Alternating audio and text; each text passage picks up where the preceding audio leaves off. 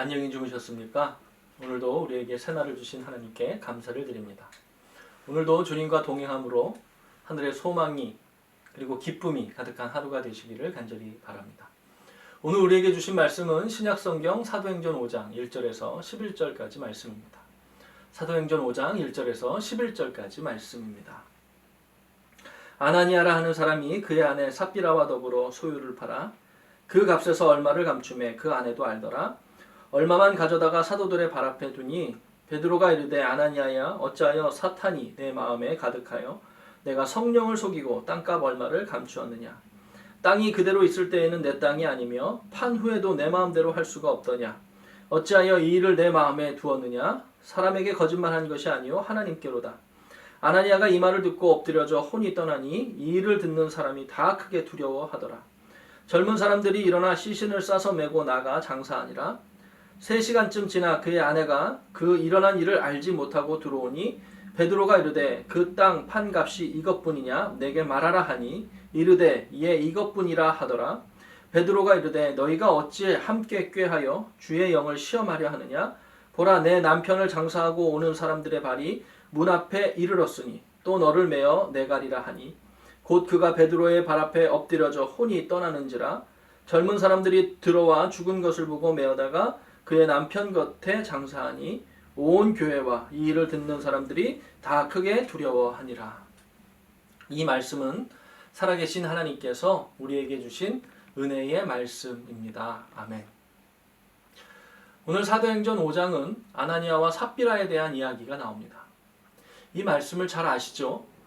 아나니아와 삽비라가 부부인데 부부가 서로 동의하고 그래서 자신들의 소유를 팔아서 교회 헌금으로 드리기로 했다라고 하는 것입니다. 그런데 중요한 것은요, 그 판 것에서 얼마를 감추었다라고 하는 것입니다. 여기서 포인트가 무엇인지 우리가 너무나 잘 압니다. 전부를 팔았던지 일부를 팔았던지 그것이 중요한 것이 아니지요.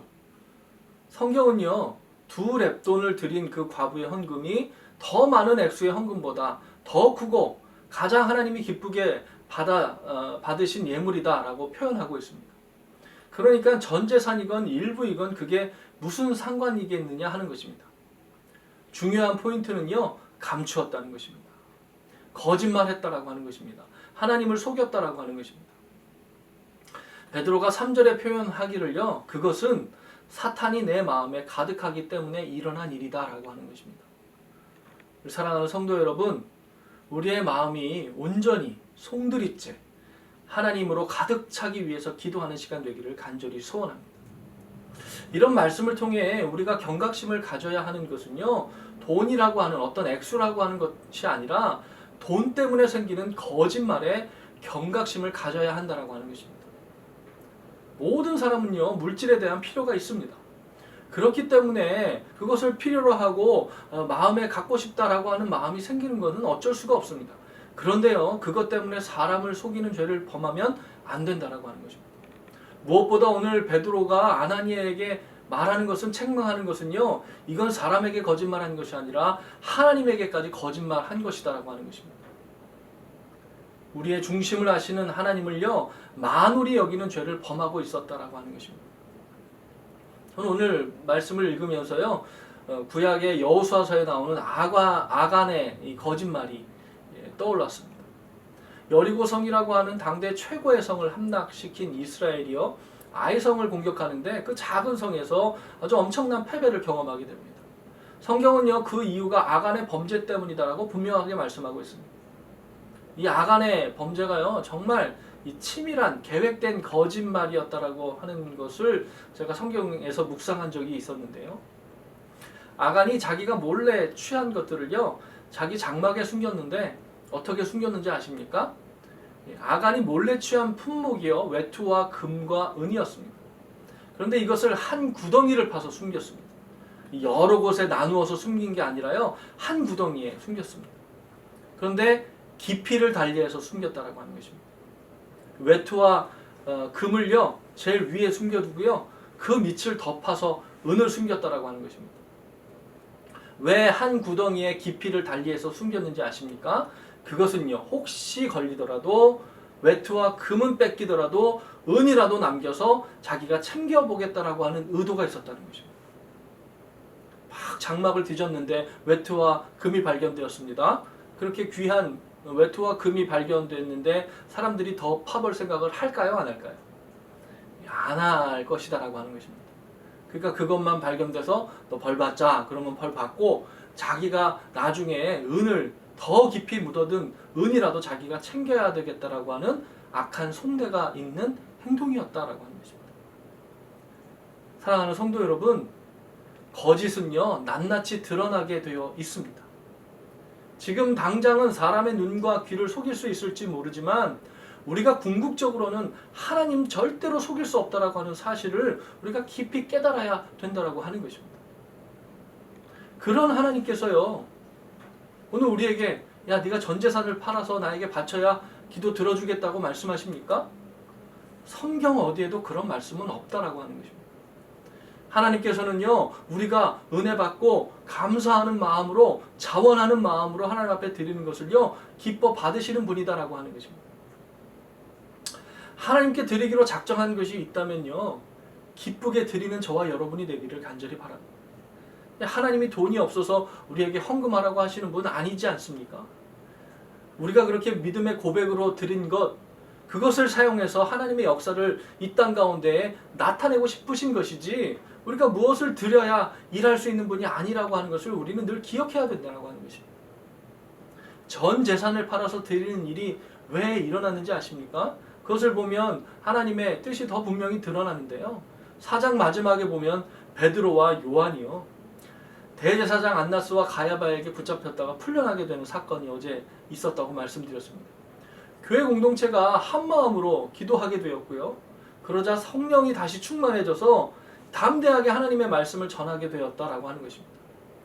그러니 교회 공동체가 큰 은혜를 받고요. 그 성령의 열매가 충만해져가지고 그 안에서 사랑의 나눔이 가득했다라고 하는 것입니다. 양선이 가득했다라고 하는 것입니다. 당시 초대교회는 어떤 헌금에 대한 규정도 없었습니다. 헌금을 그 당시에 드렸다면요. 온전히 성령의 감동으로 인해 은혜 받고 드린 것이었다라고 하는 것입니다.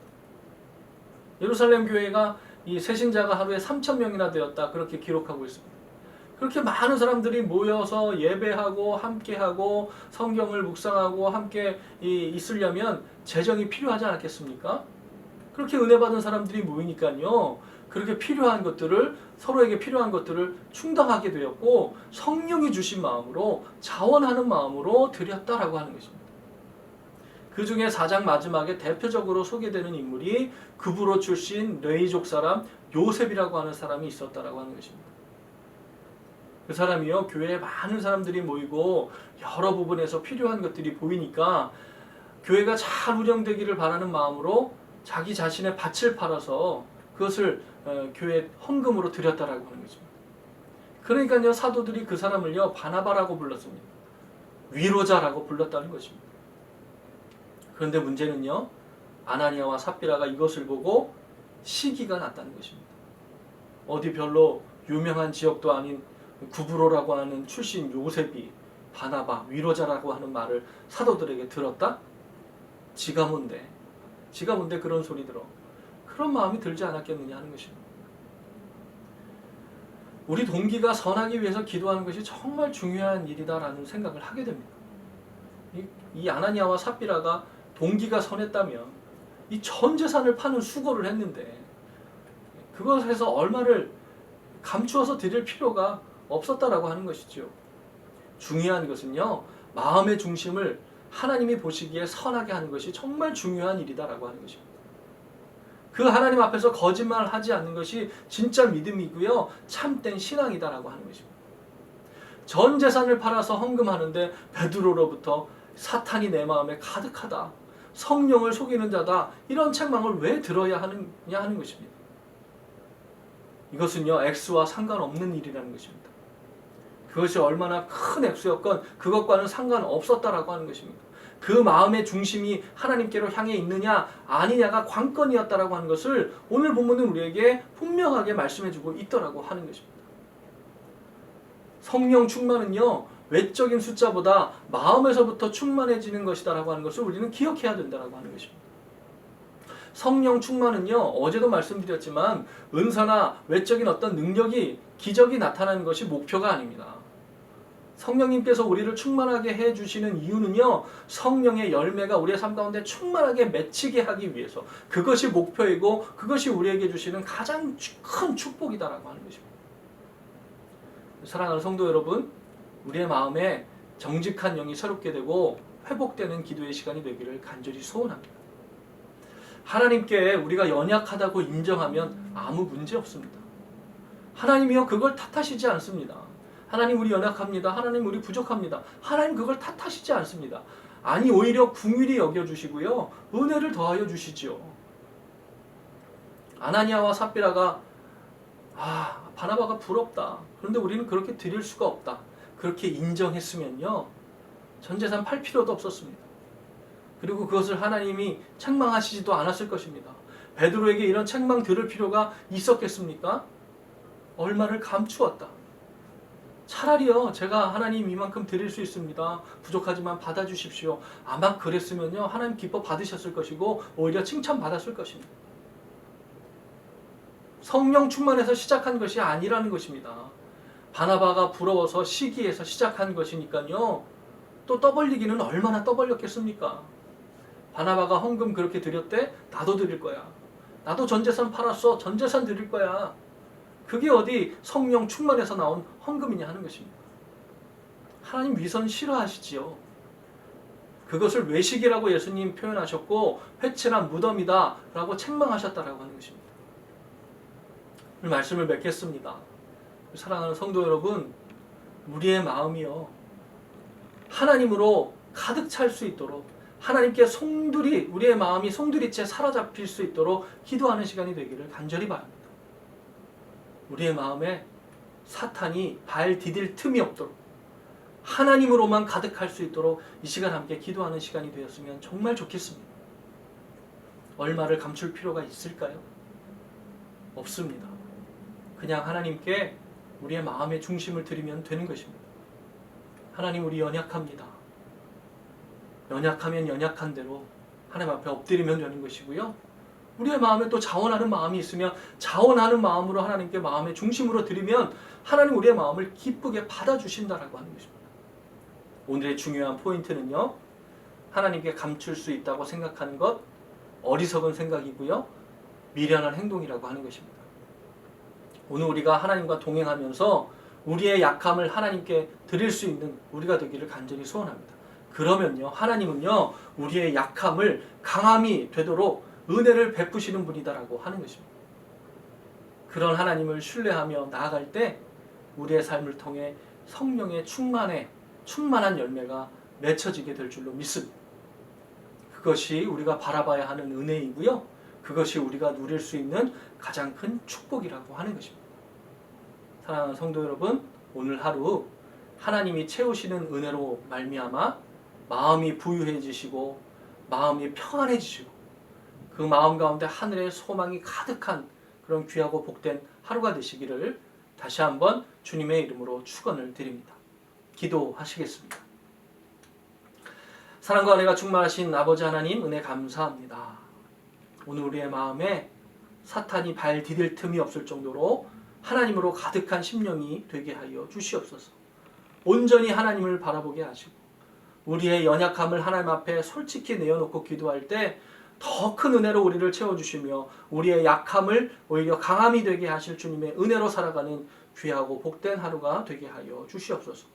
우리 사랑하는 성도님들의 가정과 기업을 붙들어 주시고 그 삶의 자리에 하나님의 은혜가 충만히 부어지게 하시고 성령의 열매가 가득하게 맺어지는 삶의 자리자리 될 수 있도록 축복하여 주시옵소서.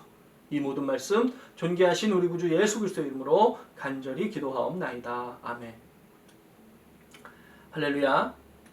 우리의 약함이 오히려 강함이 되게 하실 하나님을 신뢰하는 귀한 하루가 되시기를 간절히 바랍니다. 내일은 거룩한 주일입니다. 주일 예배를 통해 부어주실 은혜를 사모하면서 이 시간 또 함께 기도해 주시기를 주님의 이름으로 부탁을 드립니다. 이 시간 함께 기도하시겠습니다.